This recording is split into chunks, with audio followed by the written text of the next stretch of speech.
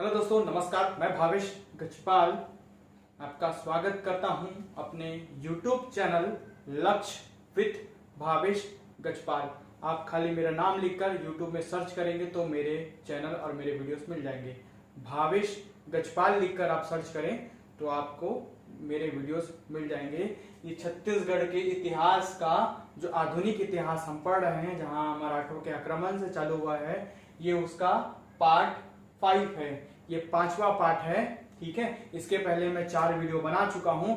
चारों पार्ट के लिंक मैंने डिस्क्रिप्शन बॉक्स में दे रखे हैं। आप प्रत्येक वीडियो को देखेंगे तो कड़ी दर कड़ी ये आपको याद होते जाएगा। ये सीजीपीएससी मेंस के परिप्रेक्ष्य से भी एकदम अच्छा टॉपिक है, क्योंकि यह पूरा सीजी हिंदी ग्रंथ एकेडमी के बुक से और 2-3 बुक्स को मिलाकर मैंने इसको बनाए हुए हैं। ठीक है, तो देखते हैं। सबसे पहले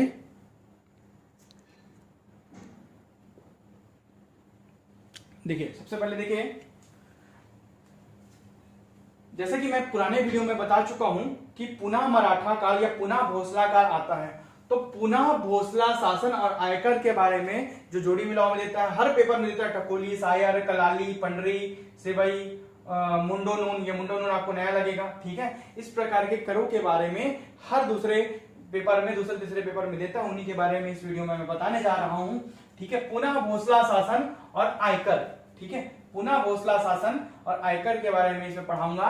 पुनः भोसला शासन 1830 से लेकर 1854 तक रहता है। इसके पहले के वीडियो में मैं पढ़ा चुका हूं कि जो ब्रिटिश अधीक्षक होते हैं वो 1818 से 1830 तक के काल में काम करते हैं। आपको जैसे कि मैं बता चुका हूं कि 1828 में Lord William Bentinck governor general बनकर आते हैं। ठीक है, ये उदारवादी नीति लेकर आते हैं, उदारवादी भावना लेकर भारतीयों के प्रति गवर्नर जनरल बनकर आते हैं। और इसी के कारण इन्हीं के काल में रघुजी तृतीय व रेसिडेंट बिल्डर के मध्य एक संधि होती है। 1828 के बाद ही 1829 में एक नया संधि होता है। इसके पहले एक संधि हो चुका रहता है। रघुजी तृतीय व रेसिडेंट बिल्डर के मध्य एक संधि। इसके पहले की संधि को पुराने वीडियो में मैं पढ़ा चुका हूं, जाकर देखिए।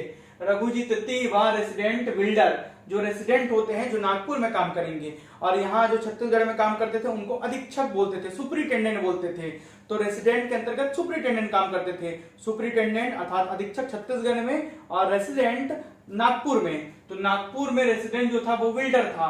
किसकी मृत्यु के बाद? जेनकिंस की मृत्यु के बाद। तो जेनकिंस की मृत्यु के बाद यहाँ बिल्डर रेसिडेंट बनता है, और वहीं लॉर्ड विलियम बेटिंग 1828 में गवर्नर जनरल बनते हैं। ठीक है, 1827 में बिल्डर, ठीक है, रेसिडेंट बनता है जेनकिंस की जगह। जैसे ही बिल्डर रेसिडेंट बनता है और रघुजी तृतीय से नवीन संधि करता है। उस संधि में क्या होता है कि रघुजी तृतीय के व्यस्क होने के साथ साथ ही भोसलों को पुनः नागपुर क्षेत्र या नागपुर राज्य दे दिया जाएगा, ऐसा संधि होता है। अंतिम अधीक्षक होते हैं क्राफर्ड। ठीक है, तो 1830 तक जो काम करते हैं, तो अधीक्षक जो होते हैं, 6वें अधीक्षक अर्थात अंतिम अधीक्षक होते हैं, ठीक है, क्राफर्ड, जो 6 जून 1830 को शासन प्रथम जिलेदार कृष्णराव अप्पा को सौंप देते हैं। इस प्रकार पुनः भोसला शासन स्थापित होता है छत्तीसगढ़ में 1818 से 1830 के बाद। ठीक है, 1818 से 1830 तक अंग्रेजों का शासन था। तो जिलेदार होते हैं कृष्णराव अप्पा। ठीक है, तो रघुजी तृतीय नागपुर में राजा होंगे और यहाँ छत्तीसगढ़ को देखेंगे कृष्णराव अप्पा। ठीक है, तो इस प्रकार रघुजी तृतीय अप्रत्यक्ष रूप से यहाँ पर शासन चलाते हैं, ऐसा कहना, ठीक है, गलत नहीं होगा। तो कृष्णराव अप्पा के द्वारा यहाँ पर शासन चलाया जाता है। रघुजी तृतीय जिलेदारों के माध्यम से शासन करते थे, जिनमें 8 जिलेदार हुए। उन 8 जिलेदारों के नाम निम्नवत है। ये हर एक बुक में नहीं छपेगा, केवल आपको ऑथेंटिक डाटा या मानक पुस्तकों में ही दिया जाता है। कृष्णराव अप्पा प्रथम जिलेदार होते हैं और गोपाल राव अंतिम होते हैं। इन्हीं दोनों के नाम आपको छापे जाते हैं और यही दोनों इंपॉर्टेंट है, अंडरलाइन किया हुआ है। कृष्णराव अप्पा और गोपाल राव अंतिम, कृष्णराव अप्पा प्रथम। इसके अलावा अमृत राव, सदरुद्दीन, दुर्गा प्रसाद, इंटुकराव, सखाराव बापू, गोविंद राव और अंतिम गोपाल राव जिलेदार होते। इन जिलेदारों के माध्यम से, ठीक है, रघुजी तृतीय छत्तीसगढ़ में शासन चलाते हैं। रायपुर इनके समय प्रमुख कार्य क्या होते हैं? जो रघुजी तृतीय के समय छत्तीसगढ़ में जो प्रमुख कार्य होते हैं वो है रायपुर जिलेदारों का मुख्यालय बना।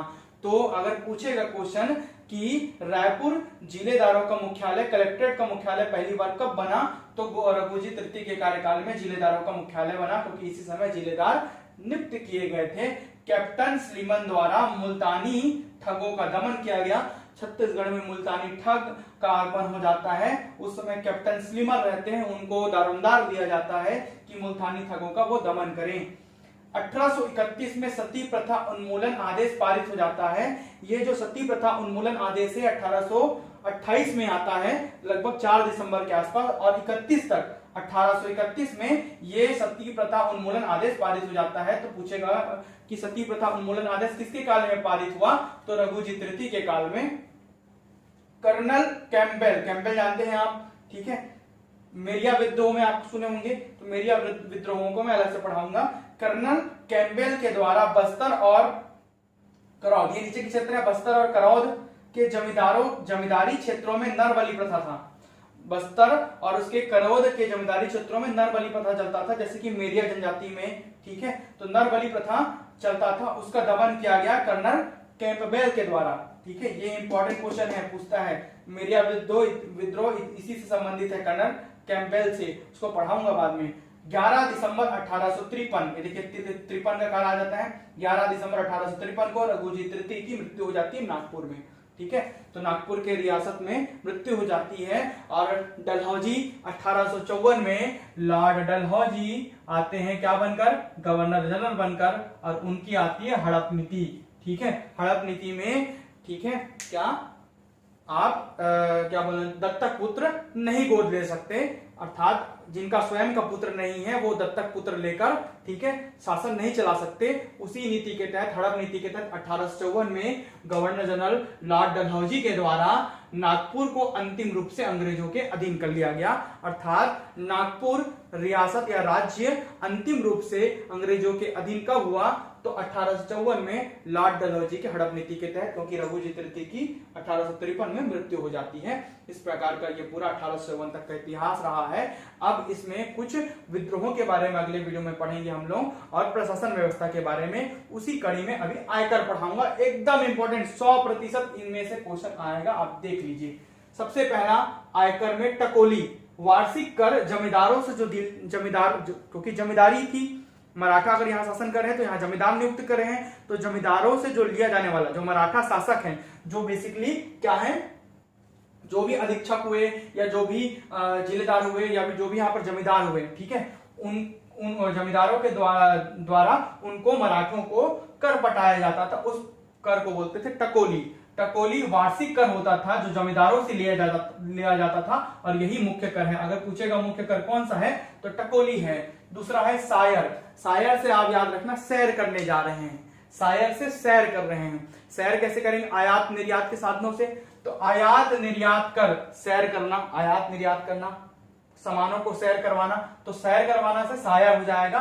सायर जो है आयात निर्यात कर होता था। कलाली, ठीक है, कलाली आबकारी कर, मतलब मादक द्रव्यों पे, ठीक है, मादक द्रव्य, ठीक है, जो ड्रिंकिंग फ्लूइड्स होते थे, मादक द्रव्य होते थे, उन पर जो लगने वाला कर है वो कलाली है, आबकारी कर बोलते हैं इसको, ठीक है, कलाली।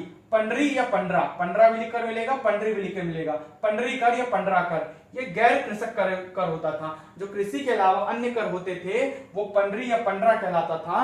आपको पता रहना चाहिए कि मराठों के काल में मुख्य कर कृषि कर होता था, ठीक है, जो बेसिकली टकोली होता था। सेवई, सेवई अर्थदंड या जुर्माना, जैसे कर सेवई के अंतर्गत शामिल थे। सेवई खाली अर्थदंड और जुर्माने का नाम नहीं है, सेवई के अंतर्गत कृषि कार्यों को छोड़कर जो अतिरिक्त छोटे छोटे कर आते थे वो सभी सेवई कहलाते थे। मतलब अन्य जो सामूहिक कर होते थे उनको सेवई कहते थे। फॉर एग्जाम्पल के लिए लिख दिया हूं, अर्थदंड, जुर्माना, इसी प्रकार के करों को सेवई कहते थे। मुंडो नून, ठीक है, विवाह पर कर, जो शादी वगैरह पर जो टैक्स लगते थे, कर लगते थे, उसको बोलते थे मुंडो नून। मुंडो नून विवाह पर कर होता था मराठों के काल में।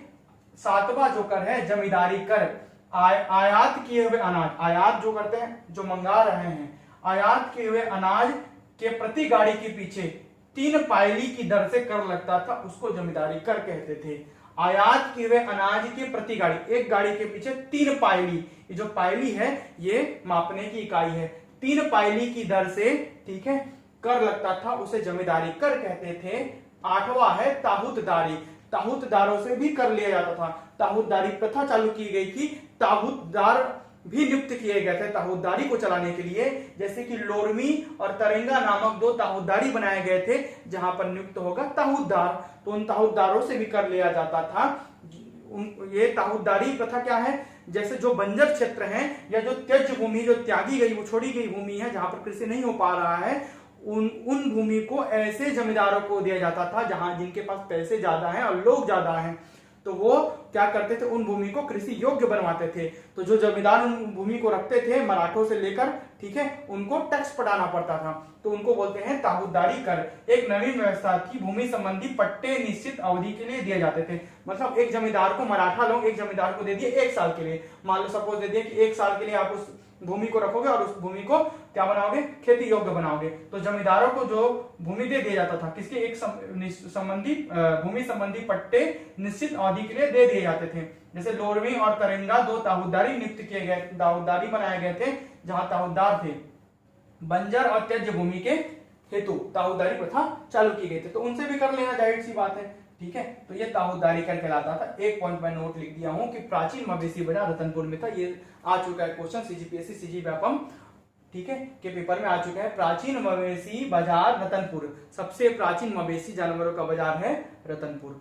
अब वीडियो आपको कैसा लगा, वीडियो के लिंक शेयर कीजिए, लाइक कीजिए। अगर आपको एक भी कंटेंट इसमें नया मिलता है तो वीडियो को जरूर लाइक कीजिए और वीडियो को शेयर कीजिए, और बाकी वीडियो डिस्क्रिप्शन बॉक्स में वीडियो को देखें। धन्यवाद।